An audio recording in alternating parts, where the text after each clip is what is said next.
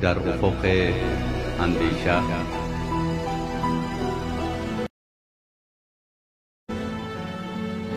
برنامه از احمد شاه راستا بر بنیاد داشته ها و برگردان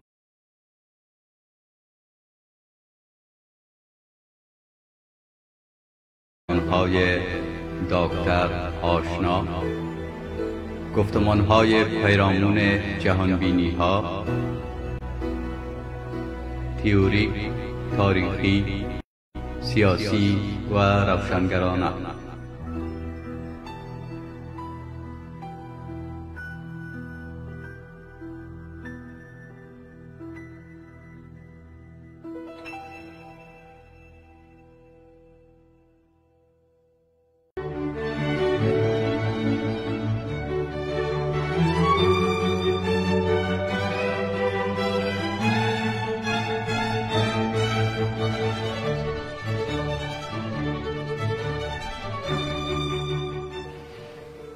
شما میفهمید که مخالفین جمهوریت و مخالفین شما دیگه یعنی تیم محمد داوود،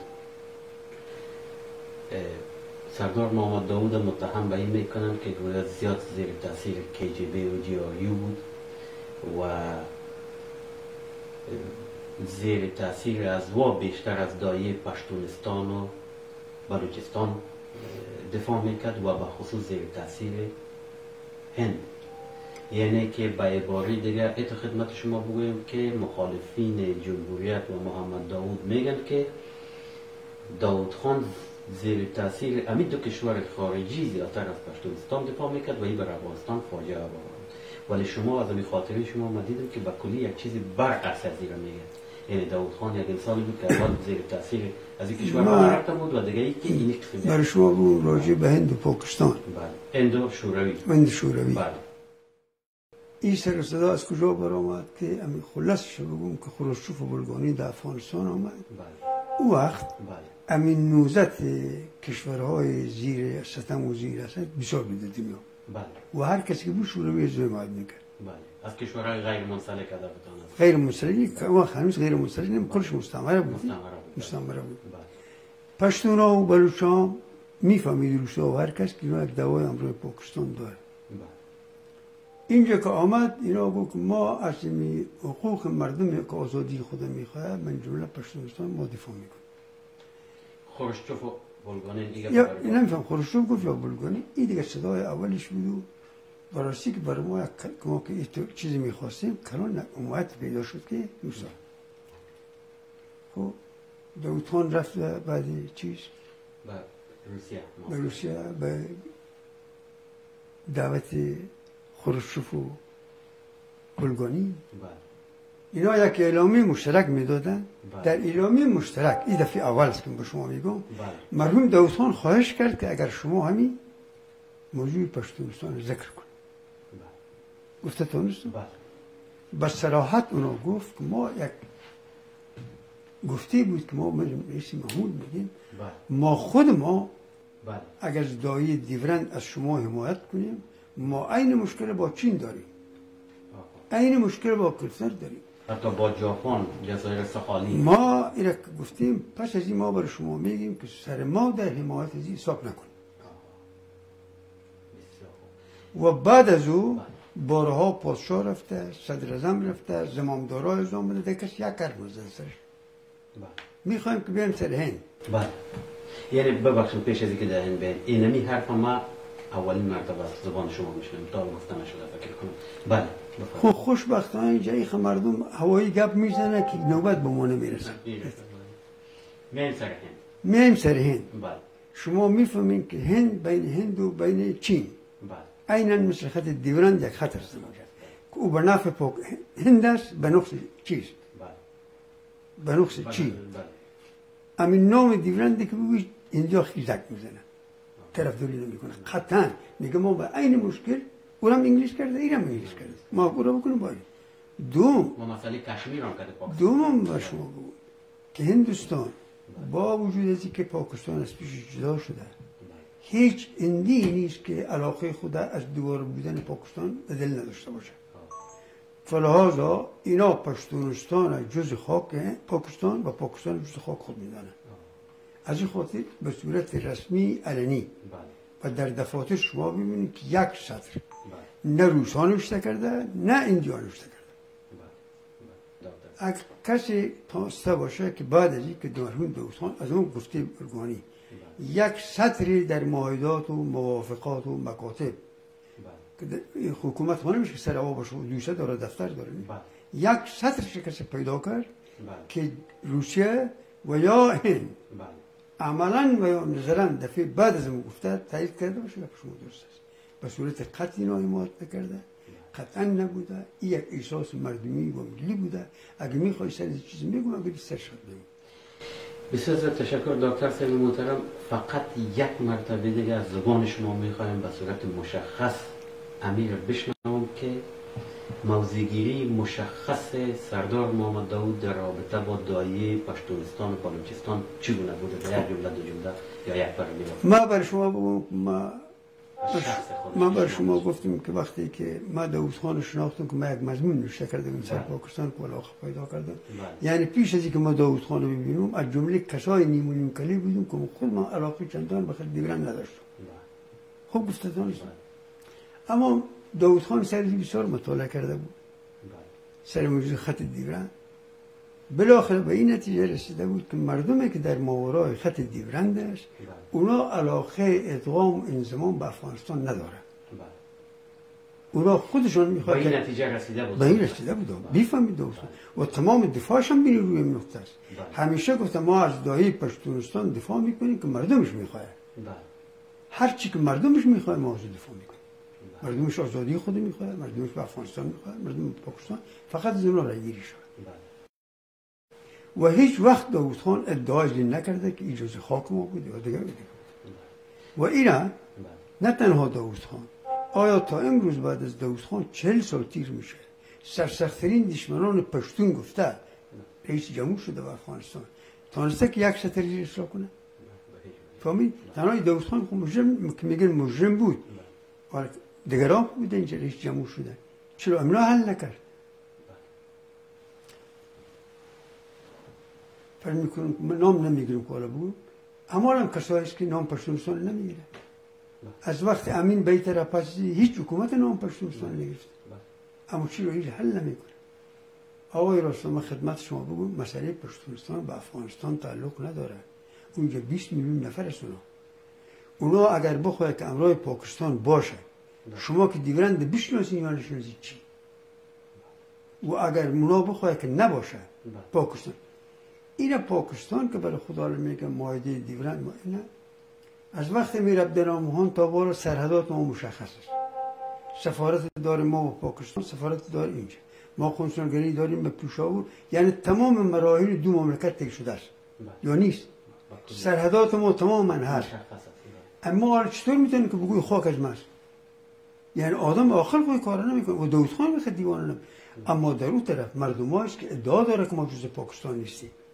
گفته تونستم ما میگیم اگر او بخواه ما حمایت عسکری نی، ما میگه پذیر میگیم. حالا پاکستان وقتی که بوتو به افغانستان آمد، یگانه زمامداری که در پاکستان میفهمید که معامله خودشان است، او بوتو بود. بوتو به افغانستان آمد، مرحوم داوود خان به وضاحت برش بوتو. این مشکل خود شماست. شما برید بوتو از داوود خان سوال کرد، دکتر صاحب برای من دفعه خصوصی گفته بودیم ما شما چی میخواین؟ بوتو از داوود خان سوال کرده بود. بله که بازم میگه داوود خان میگه بله. یک چیزی بود داوود خان گفت که ما در مسائل پشتون و بلوچا ما نمیتونیم که با اونها علاقه نداشته باشیم. بوتو برای داوود خان گفت که مردم پاکستان میخواهد که همین علاقه خدا با کل پاکستان داشته باشه. داوود خان برایش گفت ضرب المثل آمد، میگه اول غم خدا بخور باز غم همسایه. این مشکل شماست. شما با اونا برین موافقه کنید، ما باش پاخت امضا میکنیم. اگر اینو برات بگم که اون نخواه موافقه کنه، ما موافقه رد نمیکنم. آیا همین گپ اگه من خود رئیس جمهور باشه غیر از گفته میتونیم؟ برای بوتو گفت سرای بلوچام بندیست، از پشتونا به شما معلوم است که در وقت موسی شفیق و در وقت دکتر ظاهرخان جنگ بسیار شدید بین بلوچ‌ها و پشتونا شد و تقریبا 15 یا 20 هزار فامیل آمدن در وادی هرمن از ملل متحد کمک میگیرید. همینطور از باجوار بود، همینطور از وزیرستان. برایش گفتن که آقای بود این خدا وقت من نیست. فهمیدی؟ اینا این دوام داره. پیش از پاکستان آیا این مردم با انگلیس‌ها می‌جنگید یا نمی‌جنگید؟ برای چی می‌جنگید؟ برای آزادی افغانستان می‌جنگید، برای آزادی خود می‌جنگید. بوتو گفت که حالا ما چی میشه که ما نام اینا رو میگذاریم پشتونستان. گفت آقای بوتو این با ما خودت تعلق نداره. این تعلق با خودشون داره. هر نامی که سر خود مینا بگذاره. حالا ما گفت شما خواهش میکنم برین امراش سلاش گفت. بوتو گفت که هر رقمی که ما امراشون بدن گفتیم. راه دور ما طرفداریتون نمیکنم. راه انتخابات، راه مصالح، چی که میخواید برو. اینا رو شما در اینجا فکر کنید که کدام نکته داود خان اینجا به نام پشتون و پشتونیسم است؟ کدام؟ و چطور میتونی که فرق میکنم که آره پاکستان چی میخواد که این خطر نوشته کنه سر من؟ پاکستان میخوایم یک تعداد مردم شاید اونجا باشه که بگه ما افغانستان علاقه داریم که با پشتونا نشان بده که این برادر با بلوچ‌ها این امارات شمال این خواله دیگه. اگر این خواله ما بین جیب پاکستان چی میخواد؟ هیچ مشکل داره کدام مشکل؟ بازم من میگم که اگر پاکستان اینا سیم خوردار کشیده پاکستان، اگر این سیم خوردار سیم فولادی هم بکشه، اگر اون مردم نخواهد که امرای پاکستان باشه دیپل تاثیر نداره. و اگر بخواهد که امرای پاکستان باشه حاجت به سیم خوردار نکرده. ما چی کرده میتونیم؟ این موضوع مربوط به خود از اون مردم است. تا روزی که اون مردم تصمیم خود نگیره، فیصله خود نکنه، اما ما به یک افغان از حق از اونا حمایت میکنه، نه حمایت جنگی. وقتی که میگم من میخوام که آزادی خدا بخوایم، من میگم تو حق داری. اما نه که من امراش برو. خدا میتونم برادر من جز خاک من بوده. این کس منکر شده نمیتونه. در اصل مایده دیورند امیر عبدالرحمن خان نوشته کرده که اینا مردم سرکش است، اینا رو اداره کرده نمیتونه. اینا رو من نقطه اداره انگلیس باشه. امی وقتی که انگلیس تحت اداره میباشه تحت اداره است کی میشه؟ این کم خبره به کی میرسه. اما ما حق داریم این دعوا رو بکنیم. اما ما به خاطر نمیتونیم دعوا رو کنیم، مردم نمیخوایم برای ما بیاد. خوب گم مرا فهمید؟ یعنی پشتونستانی نمیخواد که امروز تو بیاد. و داود خان این خوب میفهمید و ما شاگردش هم خوب میفهمم. اون نمیخواد که امروز ما 30 سال سر این کار کردیم. اما این وقتی که اون میخیزه سر باجوار بمبارد میکنه، سر فهم میکنم وزیرستان بمبارد میکنه، اما من احساسم در خود نمیتونم برش خطا کنم. با اوتو به تفنگ نمیدونم، میگم کار خوب نیست. این کجاش پشتونیست است و کجاش نمیفهمم. یعنی خیلی پشتونیست است که برگرد. بسیار عالی دکتر سگارجیمان، بسیار سپاسگزار هستم که می توضیح دادن این رو به خاطر از اینکه در امید چند دهه آخر، خصوصا در دهه آخر یک تعداد بسیار جدی اتفاق میکنن که کلید حل مسئله پشتون افغانستان امضا کردن خط دیورند است و اگر خط دیورند امضا کنیم که دنیا گلزار است، پاکستان مداخله نمیکنه، افغانستان در بیشتر است. یک مسئله و دیگه یک تعداد پیروای شخصیت هایی که به اصطلاح عاشق از او هستند، لیدرها و رهبرها افسانه هایی ساختن که گویا والا پاکستان آمد فلان رئیس جمهور گفت امضا کو بازی امضا نکرده. و این خاطر اینی خوب است که جناب دکتر شک با شکل بسیار عالی تشریح کردن واقعیت گپ هم در مورد آیدیای فقید داود خان و پالیسیش و هم در این مورد. من فکر کنم که ما میخواستم سوال دیگر از شما به این شکل بکنم که در زمان جمهوریت اما خود شما توضیح کردین این رو در این قسمت میگذاریم گپ دکتر صاحب. پس میریم میگه اگر در خانه کس است یک بس است. این موضوع پشتون شما با کلی خط دیورند پیش رفت است حال است امضا شده است پیشون تمام است. حالا من پس سر از دکتر صاحب که خاطری بسیار جالب گفتیم که از گپ برآمد و این مسائل هم تشریح کردیم، بسیار از نظر من این عمده و تاریخی است. پس من با این که بارها شما صحبت کردین 10 سال مکمل استعفا کرد محمد داود و شما هم باش خانه‌نشین بودید. فقط در این مورد اگر چیزی گفتنی داریم بگوین که باز میاییم سر گپ سوال دیگه که بسیار مهم است از نظر من که شما سوال کنم و بعدم سوال. خب اگر ما بگویم که محمد داود چرا استعفا کرد خودش چند دفعه گفتیم. اگر بگویم 10 سال در خانه خود شیشته بود خوشبختانه ما همه افتخار رو داشتم که روز یک دفعه هفته چند دفعه خانش میرفتم اون رو رفتش میامد. ما وقتی که بر سال اول 2 3 4 5 بر شما بگم مردم خوش بود با مو دموکراسی خود و با مال خود. سر از اینکه پادشاه توی تقسیم کرده بود که یک شاعر نوشته کرده بود که از تحت خانه تا پشت بام از آن من، از پشت بام تا به سوره از آن تو. در قانون اساسی نوشته است که صدر اعظم تا اولسوار باید پادشاه مقرر میکنه. دیگه من خوب بر صورت ما به این کارشون کار نداشتیم. رفته رفته در آخر نظام طوری شده بود که به کمال تأسف ما بگم یا خوبی بگم داود خان و گروهش مردم های نشنالیست بودن. فهمیدی؟ داود خان به هیچ عقیده جوان در افغانستان مخالف نبود. میگو به شرطی که عقیدش افغانی باشه. فهمید؟ کافر هستی، دوستی، کمونیست هستی، هر چی هست باش، دنبال تو بچیز در حوزه دیگه کس نباشه. خب متاسفانه در آخر دوره مرحوم داود خان 3 تا گروه پیدا شد که ارسش به زعامت رسید. یکی از دموکراتیک خلق بود که مستقیما الان بدون چون چرا میگو با روسیه داریم. ملا صاحبا بود بدون ترسبی میگو ما با پاکستان هستیم، عربستان سعودی و دیگه شما میگو که ما با امریکا و دیگه. یعنی راههای روش خود نه که ما نوکر امریکا هستیم ما نوکر روسیه هستیم. یعنی این تایید میکرد که همین سیستم اقتصادی و چی دموکراسی غرب بیتر است نظر به این میگفت است. خب به این اساس ما مخالف انمی عقاید بودیم برادر. و از طرف دیگه بازم ما به این عقیده بودیم که تا روزی که یک مملکت خصوصا اینجا که چندین قوم و قبیله در افغانستان موجود است، تا روزی که اینا همه گیر علاقه و دلچسپی بر یک زعامت پیدا نکنه افغانستان راه نجات نداره. متاسفانه که مرحوم داود خان در اول میخواست و پادشاه پیشنهاد کرد که مردم حزب بسازه، حزب حکومت بسازه، این نشد. پادشاه در جمله خیلی خوب بود. بعد آخر شاید ما غلط کرده باشیم، همین تبلیغ به نفع بیگانه ها سر ما چندان خوش نمیخواد.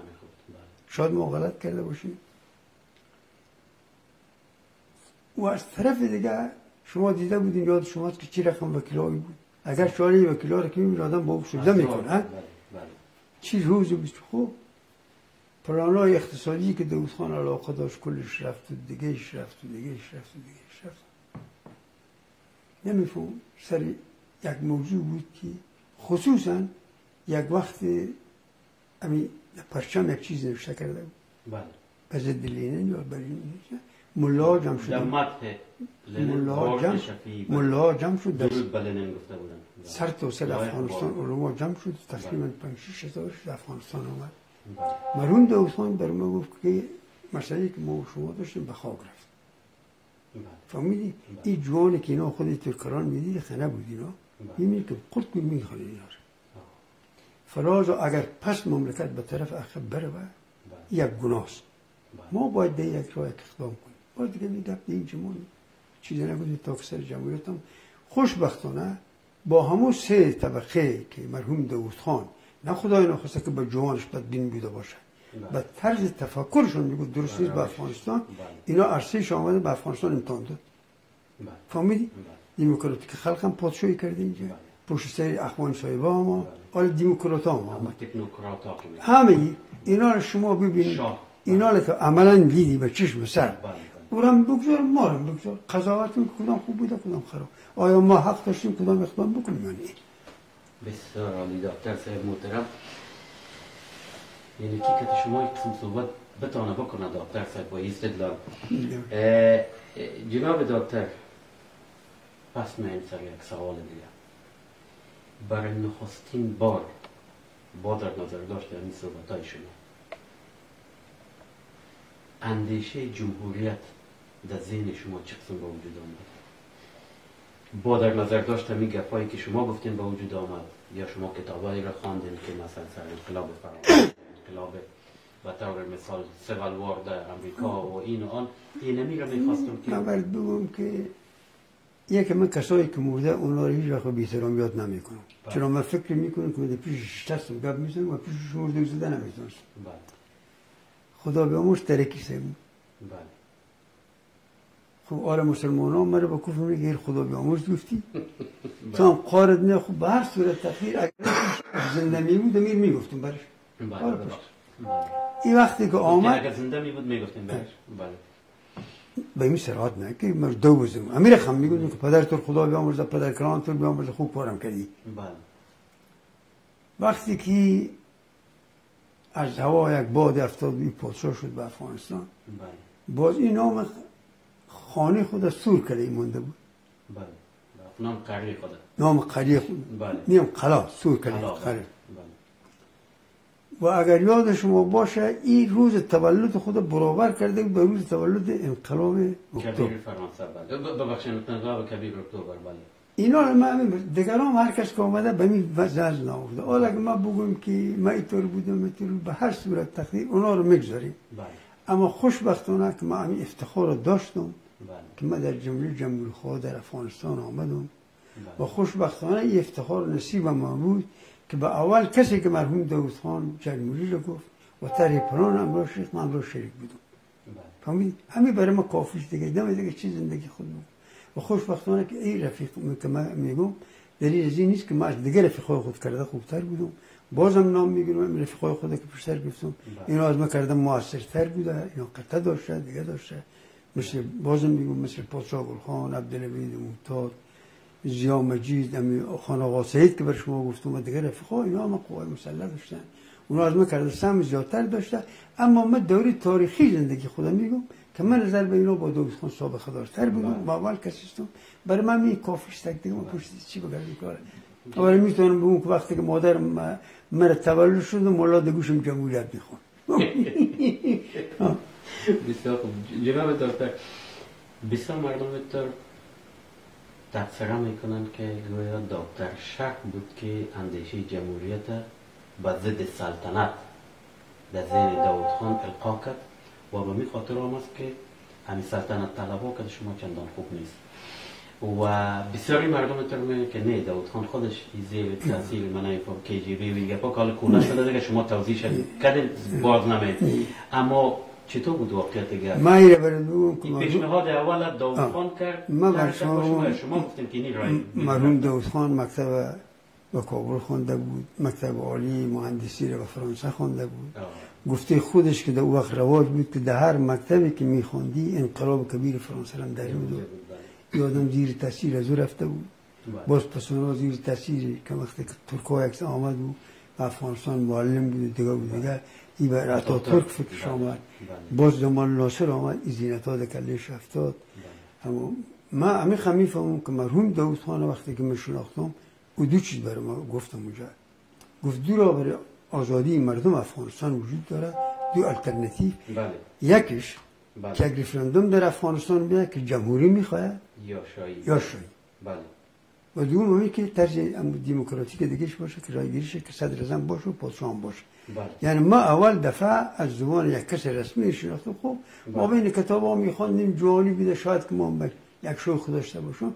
اما کسی که برای ما گفته این مرحوم داود خان بوده که برای ما درباره جمهوریت گفته، نه که برای داود خان گفته باشم. بسیار خوب.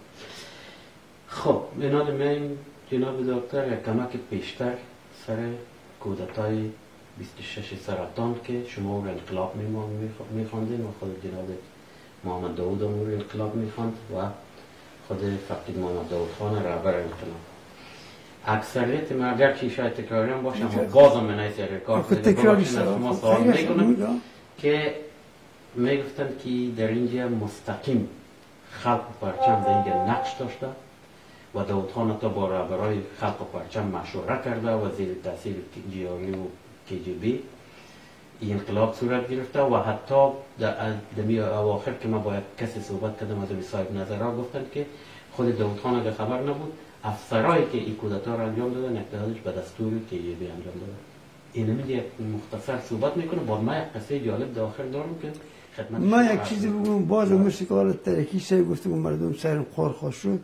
بازم اول راجع به خلق و پرچم ما بگم که خوشبختانه در رهبرها ویزی همین شرافت و همین وجدان موجود بوده که تا امروز یک از اینا نگفته که ما بودم. ما خود نشنیدم. کسی شنیده؟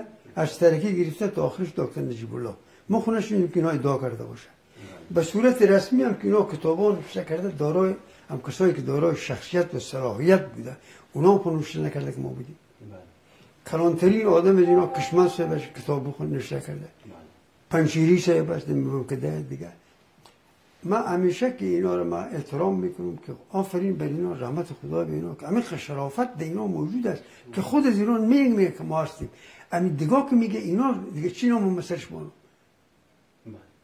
اینا من برات بگم بازم من برات میگم که وقتی که جمهوری در افغانستان آمد در قدم‌های اول اینا کوشش کرد که خود جمهوریت داوود خان بزنه فهمیدی به نام کفر و کافر با او چسب نمیخورد فهمیدی اینا کردن که بیشتر به شما گفتم که به کمال تاسف خوب بوده یا خراب بوده رفیقای پرچم کار را انجام داد که تمام علمای افغانستان به ضدشان خیز و اون کفر کرد رفیقای خلقی نه پرچم اثر ملا که سر گپ ملا سر هدفتان سرم پرچم درود بلنن است بله میره به شما بگم سر از این قدر تبلیغ شد در افغانستان که اگر ملا امام مسجد صاحب قرآن هم که بود که برش میبودی پرچمیش مرگون می کافر است خوب گفته تانستم خوب این خراب کبیر است خواهر شما نبکاره بود خواهش میکنم یعنی یک واقعیت تاریخی واقعیت و باز شما فلحاظ وقتی که جمهوریت شد سر شما رو بدر نمیره خواهش میکنم بسیار جالب است 3 سند کتابی و غیر کتابی پیش ما هست یک اول به همون صوبی که کودتا شده کسی به پادشاه به ایتالیا میگه دکتر فتاح اینج متاسفانه که پارسال مرده یعنی زنده بود دکتر فتاح اینج نپولوش است که به اعلیحضرت میگن که داوود کودتا کرد میگه به دامن روس افتادن کار ساده بود یک یعنی کی است بله ظاهر شاه شده بله پیش از این صبح صاحب جان و چند نفر رفتن شاولی خان از پغمان آورد گفت تو عبدالولی خواسته هنوز هم نفرهایی که میگون زنده است یکی جداش تو عبدالولی خواسته به کابل کودتا شده گفت 100 دفعه به عبدالولی گفتم که کار نکن بازی کار کرد بچه خدا یعنی جنرال عظیمی زنده است هم یادم گرفته نه جنرال عظیمی و دستگیری از این نبود کسی که او خانمات خانه گرفت کسی برش میگه حکیم نام داشت یک تانکیست که مارشال صاحب داوود کودتا کرد الله افغانستان به دامن روس انداخت او برش میگه که اگر بلوری میکرد خوب بودی که از به دامن روس انداخت مارشال چوب میکنه شام امو روز شام 26 سرطان رادیو پاکستان اعلان کرد که داوود با کمک کمونیستا کودتا کرد از این تمام رفیقایش نه داخلی کسی میشناخت نه خارجی گفته تانستم تنها مرا میشناخت ما امروی داوود خان دیگه رفیقا یکیش نمیشناخت از این اینجا شروع میشه ایران خب میفهم دکتر صاحب که زیاد مردم شما رو به نام پرچمی میشناسن خوب ما در 5 ساله که اگر مرا مخالف ترین شخصیت برای خلق و پرچم شما بودین نه من مخالفم این هدف نیست که با می ما به بعضی کسا ما به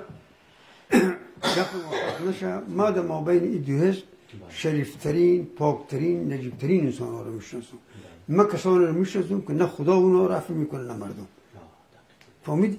این بالکل موجوده که یک حزب نه خوب میباشه نه خراب میباشه یک مرا میگه پرچمی میگه ما بسیار رفیقات پرچمی داشتم اما بسیار رفیقا داشتم دوستا داشتم شب روز میرفتم امروی کارمل داشتم امروی برادرش داشتم امروی خانواده‌اش داشتم امروی ترکی ما همسایه بودم در خانه‌اش میرفتیم میآمدیم بیش از 100 من خاطر که من خانه ترکی رفتم اعضای بیرو سیاسیش نرفته مملکتی بود مردم بود ما در موقف بودیم که بسیار مردم موجود است که من بشناسن لا فکر نشه اما رابطه مانده من به این اصلا چیزی ندارم من خرج میگم که اینا چون همین لکه به دامن پرچم خورده بود دیگه سند نداشت ما را به اونجا تیله میکرد تا مردم زودتر بفهمه که ما کافر هستیم که ما را فهمیدیم از این خاطر پرچم اگه نی به ما که بگه چی بگه پرچم هم باشه آدم خوب داره هر جای خراب داره خوب داره بسیار خوب دکتر صاحب خب بالاخره کودتا شد و بعد از این میبینم دکتر صاحب یک مقدار به صحبت بکنیم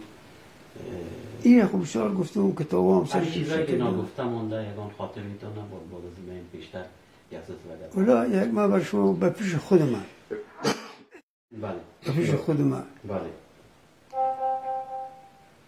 هر کس دلش بله خب ما که یک آدم از کنج و کنار دی بودم به طب عقده داشتم جای شک و شبهه نیست فهمیدی؟ بله بله عقده مندی ما یا عقده مندی دیگرها یا بعضی کتاب‌هایی که مطالعه میکردم بله پیش ما بهترین نظام در افغانستان نظام جمهوری بوده البته در تحت قیادت محمد داوود برابریش کار انجام شد بله وقتی که روزی که جمهوری شد واقعا که ما اما خوشحال بودیم که اما دقیقه زندگی رو ایش فراموش نمیکنم بله ما در پولوی مرحوم داوود خان بودم و ما اول کسی بودیم که داوود خان آمد روی مرماش کرد جمهوریت برام تبریک گفت ما بله از این خاطر این بهترین خاطر و خوشبختانه بله با تمام نامه‌هایی که مردم سر ما و سر رفیق‌های ما اومده از چرسی و بنگی و تریاکی همین عمل یا همین اقدام جمهوریت امروز چقدر طرفدار داره که ما نداریم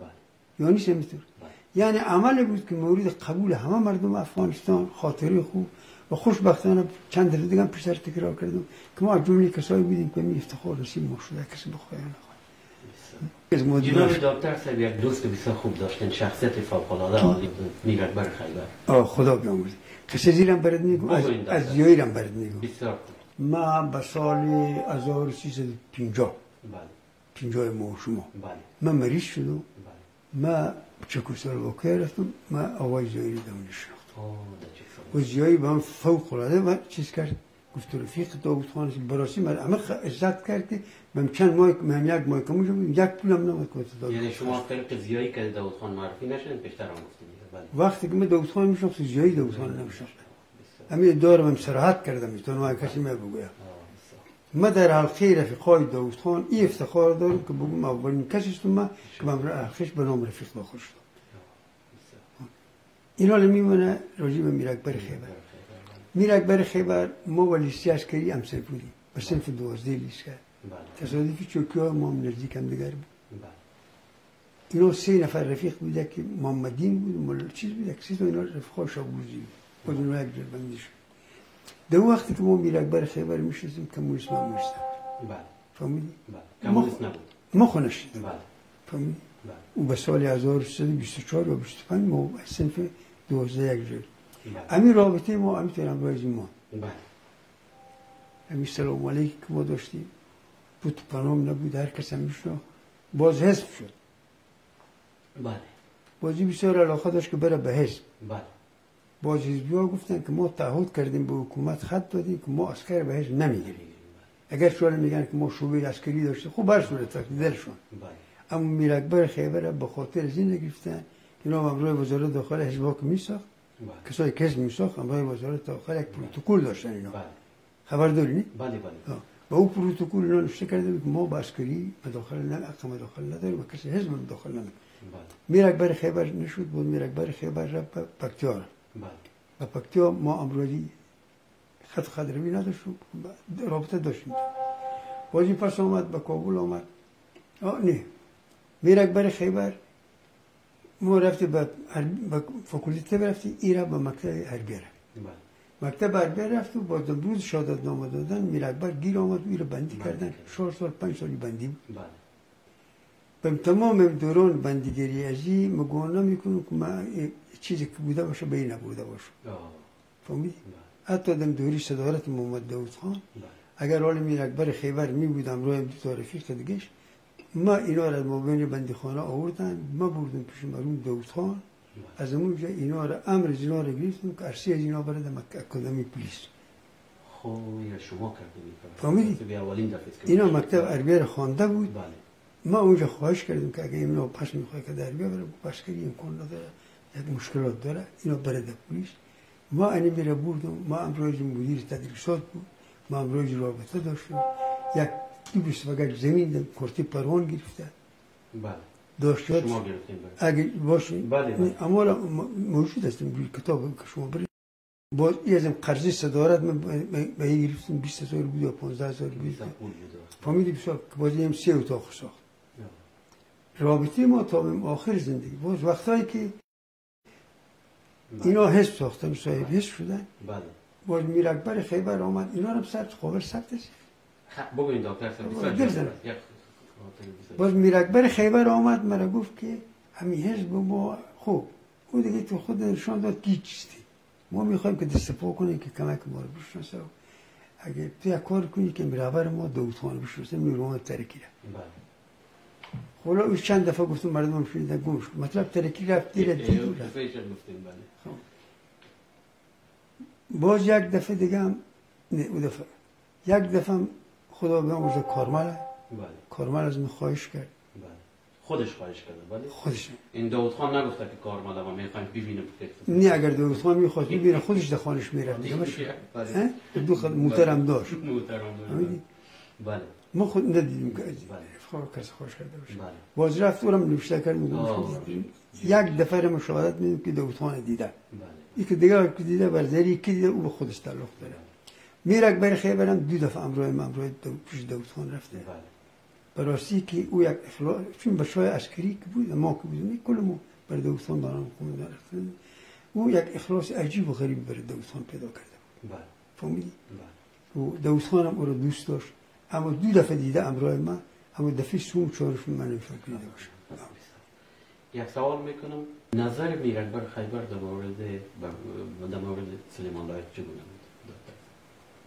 پیش از اینکه در خانه باشه، من لایق صاحب به سال 1338 یا 37 خیلی نو از فاکولته برآمده بود. خدا کنه صحتش خوب باشه که بشناسه. این به یک مشکلی گیر مانده بود چیز و مرحوم داوود خان برای من اجازه داده بود که این بچه‌های فاکولته یک دفعه دیگه هم به شما گفتم اینا که اولسوال مقرر میشه دیگه اینا صلاحیت علمی داره، تجربه اگر کدام کار میشه نممکنه زود به محکمه بود دیگه. این هم یک مشکلی در مطبوعات داشت، باز امروز محمد و از اون بعد زمین مشکل ما وزیر فقه شد، باز اینو میشناختیم. این باز خوار خود به چیز داد، میر اکبر آقا خوارزی بود، باز دیگه رفاقات ما چند شد که خوار میر اکبر هم داشت، اما این تو رفتن بود خانگی ایتش ما نداشتیم. باز میر اکبر همیشه برای من میگفت که امیر رفیق چیزی که داری بینک میگفتم، اگه من میداشتم با تو میگفتم، با تو کنه گفتم بده کسا نمیگم با شما میدی. میگفت یکی شاعر است یکی ملاست. و دیگه کمونیست. نه کمونیست دیگه. خدا همه رو بیامرزه، خدا همه رو خیر بده. چیزی بود سر گذشته بود. خدا میدونه که ما دیگه زنده باشیم که با تلویزیون باشیم. دکتر خیلی گپا گفته شاورزی که از نام شما سوء استفاده میکنن با تاسف. من این سوالا رو به خاطر کردم اگر دکترم هدف نداشتم و خوب است، شکر است که شما رو داریم که نوازی معلومات دست اول ثقه دقیق و شما در نام خدای زندگی همه چیز و افتخار بسیار بزرگ است که ما همیشه که شما میبینم از وصایای شما ما برخوردار میشم و این خوب است که خود شما می جریان این خوب از تاریخ میشه دکتر. خب باز این یک برچسب میزنم که داوود خان یک بیچاره و مظلوم بود که بر کارمل صنف اول فاکولته است. نه یک سرکش آدم بود که بابرک میخواست خودش پیش بابرک خان نمیرفت. این دیکتاتور سیکو. اینی رو ببینید که این قسم یا چیز میکنه. باز پادشاه سیکو. بابرک باز این بابرک ما با این ارگیچ تو میرفت اونجا. 100 تا پلیس بود. من پا داره که پادشاه دخانی بابرک نمود. شاید اگه این گپ بوده باشه امکان داشته.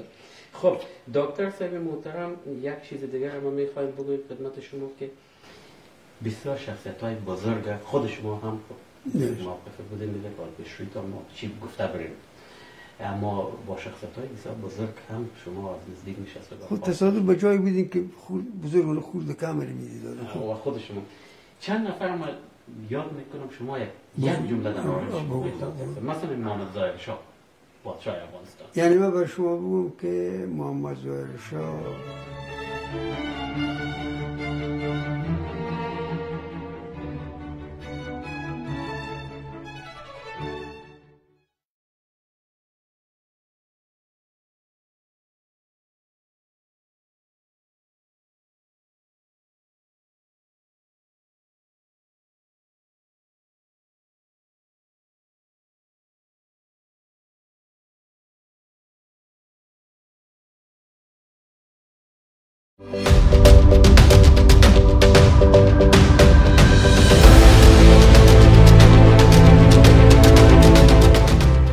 تلویزیون کابل، دریچه همدلی.